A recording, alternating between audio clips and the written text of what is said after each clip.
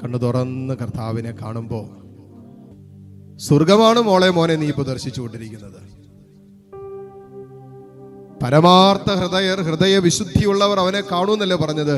നിന്റെ ഹൃദയത്തിന്റെ വിശുദ്ധിയും നിന്റെ ഹൃദയ പരമാർത്ഥതയോടെയും നീ ദിവ്യകാരുണ്യത്തിലേക്ക് നോക്കുമ്പോ കർത്താവിനെ കാണാൻ നിനക്ക് പറ്റൂന്നാ പറഞ്ഞേ. പറ്റും മോളെ മോനെ, ഈ ദിവ്യകാരുണ്യത്തിൽ നിന്റെ ദൈവത്തെ കാണാൻ, ദൈവത്തെ ദർശിക്കാൻ നിനക്ക് പറ്റും. എന്നിട്ട് വചനം പറയാണ്, അവിടത്തെ കണ്ണുകൾ മനുഷ്യമക്കളെ കാണുന്നു, അവിടുന്ന് അവരെ സൂക്ഷ്മമായി നിരീക്ഷിക്കും. ഇതാ കർത്താവിന്റെ കണ്ണുകൾ മോളെ മോനെ നിന്നെ കണ്ടുകൊണ്ടിരിക്കുന്ന സമയം. മോളെ നിന്റെ വേദനകളെല്ലാം കർത്താവ് കാണുന്ന സമയം, നിന്റെ സങ്കടങ്ങളെല്ലാം ഈശോ കാണുന്ന സമയം. നീ കടന്നു പോകുന്ന നിന്റെ ദുഃഖമുണ്ടല്ലോ, ഒറ്റപ്പെടലുണ്ടല്ലോ, മനോവേദനയുണ്ടല്ലോ, അവഗണനയുണ്ടല്ലോ, തിരസ്കരണ അനുഭവം ഉണ്ടല്ലോ, ഏതെല്ലാം കാര്യങ്ങളെ ഓർത്ത് നിന്റെ ജീവിതം, നിന്റെ ചങ്ക്, നിന്റെ മനസ്സ്, നിന്റെ ഹൃദയം പിടയുന്നുണ്ടോ, അതെല്ലാം കാണുന്ന കർത്താവ് ഇതാ ഈ ആലയത്തിലുണ്ട്, ഈ വിശുദ്ധ മന്ദിരത്തിലുണ്ട്. വിശ്വസിക്ക്, ഈ വിശുദ്ധ മന്ദിരത്തിൽ, ഈ കാരിസ് ഭവനാകുന്ന ഈ ആലയത്തിൽ, ഈ അൾത്താരയിൽ ഇതാ ഈശോ എഴുന്നള്ളിയിരിക്കുന്നു. ജീവനോടെ എഴുന്നള്ളിയിരിക്കുന്നു, ജീവനായി എഴുന്നള്ളിയിരിക്കുന്നു. നിനക്ക് ജീവൻ തരാനായി എഴുന്നള്ളിയിരിക്കുന്ന കർത്താവ്.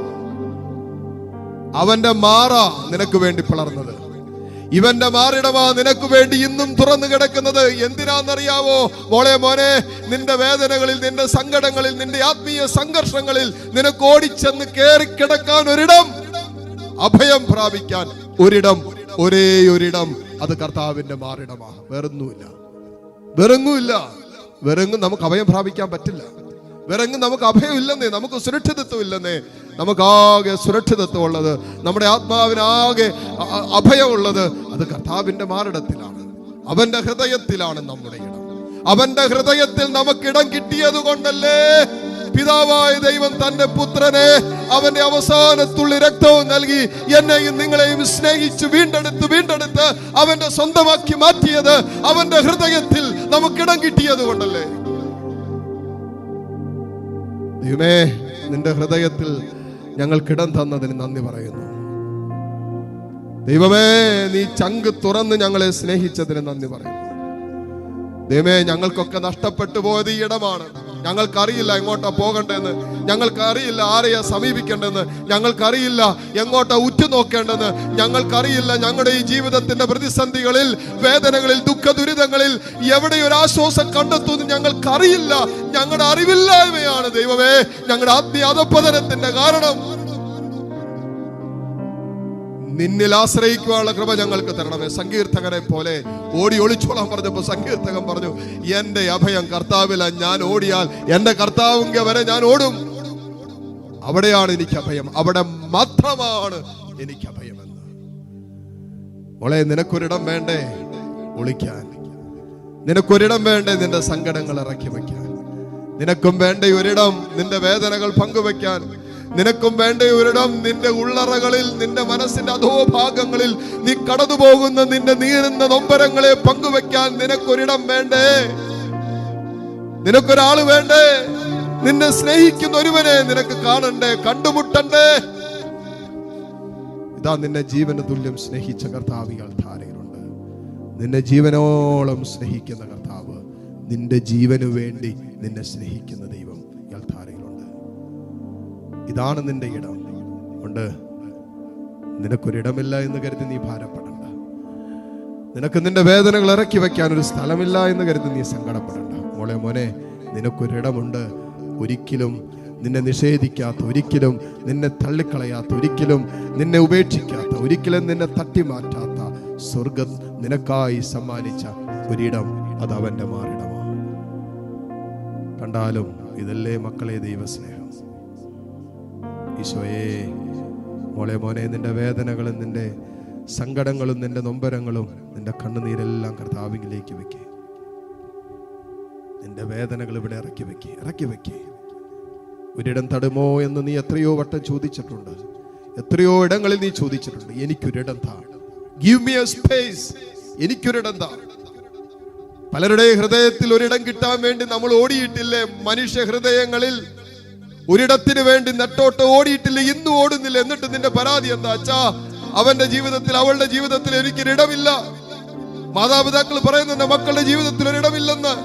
മക്കൾ പറയുന്നുണ്ട് മാതാപിതാക്കളുടെ ജീവിതത്തിൽ ഇടമില്ലെന്ന്. ദാമ്പത്യങ്ങളുടെ പ്രശ്നം എന്താ? എനിക്ക് എന്റെ ജീവിത പങ്കാളിയുടെ ഹൃദയത്തിൽ ഒരിടമില്ലച്ചോ.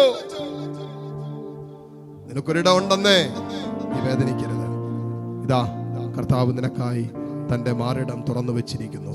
ആ ഹൃദയത്തിലേക്ക് നീ കടന്നു ചെല്ല്. ആ ഹൃദയത്തിലേക്ക് നിന്റെ വേദനകൾ വെക്ക്. ആ മുറിവിലേക്ക്, നിനക്ക് വേണ്ടി തുറന്നു കിടക്കുന്ന അവന്റെ മാറിടത്തിലേക്ക് നിന്റെ ജീവിതത്തിന്റെ മുറിവുകളെല്ലാം ചേർത്ത് വെക്ക്. ഈശോ നിന്നെ സുഖപ്പെടുത്തട്ടെ. ഈശോയേന്ന് കരങ്ങളെ യാചനാപൂർവ്വം തുറന്നു പിടിച്ച് കണ്ണു തുറന്ന് കർത്താവിനെ കണ്ട് ഏതാനും നിമിഷം എല്ലാ മക്കളും ഈശോയെ ഈശോയെ ഈശോയെ എന്ന് വിളിക്കാവോ? വേറൊന്നും വേണ്ട. ഈശോയെ ഈശോയെ നിന്റെ തിരുഹൃദയത്തിൽ എന്നെ ഇരുത്താം. ഈശോയെ എനിക്കൊരിടം തരാം. നിന്റെ ഹൃദയത്തിലേക്ക് പ്രവേശിക്കാൻ എന്നെ നീ അനുവദിക്കും.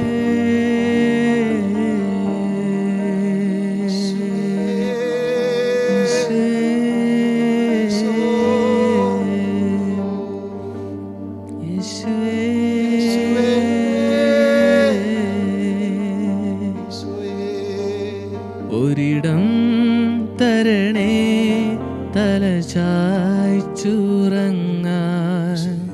കുരിശായാലും മതിയേ, അതുമാത്രം മതിയേ, മാത്രം മതി. ഒരിടം തരണേ തലചായ്ച്ചുറങ്ങാൻ, കുരിശായാലും മതിയേ, അതുമാത്രം മതിയേ. സ്വപ്നങ്ങളകലയാണേ,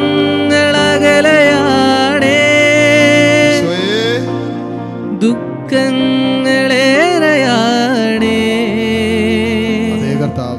കുരിശേറും രാവിൻ നേരം വരണേ.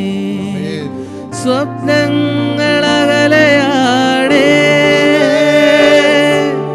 ദുഃഖങ്ങളേറെയാണേ,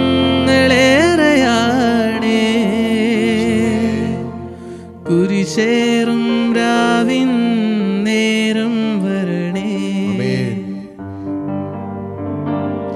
ഒരിടം തരണേ തലചായ്ച്ചുറങ്ങാൻ, കുരിശായാലും മതിയേ, അതുമാത്രം മതിയേ. ഒരിടം തരണേ തലചായ്ച്ചുറങ്ങാൻ, കുരിശായാലും മതിയേ, അതുമാത്രം മതിയേ.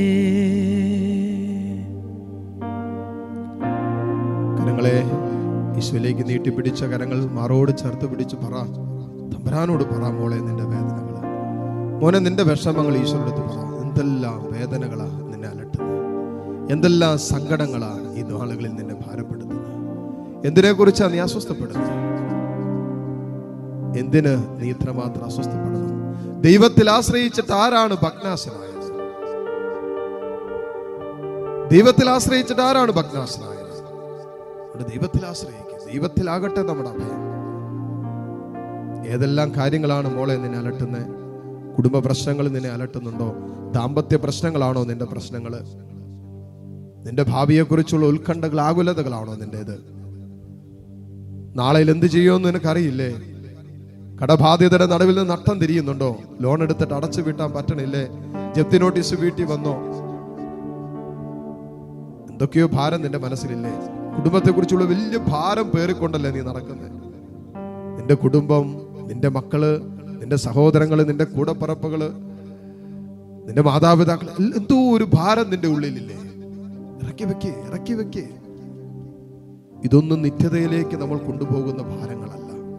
ഉണ്ടാകണം, ഒരു ഭാരം ഉണ്ടാകണം. എന്താ? എന്റെ കൂടപ്പുറപ്പും എന്റെ കൂടെ നിത്യതയിൽ എത്തണം. ഇതായിരിക്കണം നമ്മുടെ ആത്മഭാരം. എന്റെ അപ്പനും എന്റെ അമ്മയും എന്റെ മക്കളും എന്നോടൊപ്പം ഞാൻ സഞ്ചരിക്കുന്നത് പോലെ നിത്യതയിൽ എത്തുവോളം എന്റെ കൂടെ വരണം. ആ ഭാരം നമുക്കുണ്ടാകണം. അതൊരു ഭാരമായിട്ട് മാറും. ബാക്കി ഭാരങ്ങളൊക്കെ വിട്. ഈ ലോകത്തിന്റെ ഭാരങ്ങളൊക്കെ തമ്പുരാന് കൊടുക്ക്. ഈശോയെ, ഇന്നോളം നടന്നത് നീയാണ്, നടത്തിയത് നീയാണല്ലോ. ഇന്നോളം കൈപിടിച്ചത് നീയാണല്ലോ. എങ്കിൽ നാളെ നീ കൈപിടിക്കുമെന്നൊന്ന് വിശ്വസിക്കാൻ ദൈവമേ കൃപ തരണമേ എന്ന് പ്രാർത്ഥിക്കുക. മുട്ടുകുത്താൻ സാധിക്കുന്ന എല്ലാ മക്കളും മുട്ടുകുത്തുന്നു. ദിവ്യകാരുണ്യത്തോടെ ആശീർവാദം സ്വീകരിക്കാൻ ഒരുങ്ങുന്ന നിമിഷമാണ്. കുടുംബം, നിങ്ങൾ പ്രാർത്ഥിക്കാനായി കൊണ്ടുവന്നിരിക്കുന്ന നിയോഗം, നിങ്ങൾ പ്രാർത്ഥിക്കാനായി കൊണ്ടുവന്നിരിക്കുന്ന വ്യക്തികൾ, അവരുടെ വേദനകളെല്ലാം യേശുവിലേക്ക് കൊടുത്ത് കരങ്ങൾ ഉയർത്തി കണ്ണു തുറന്ന് കർത്താവിനെ കണ്ട് സ്തുതിച്ച് പ്രാർത്ഥിച്ചുകൊണ്ട് ഈശോയുടെ ആശീർവാദം സ്വീകരിക്കട്ടെ. ഹല്ലേലൂയ. യേശുവേ ആരാധന, യേശുവേ ആരാധന, യേശുവേ ആരാധന, യേശുവേ ആരാധന, യേശുവേ ആരാധന,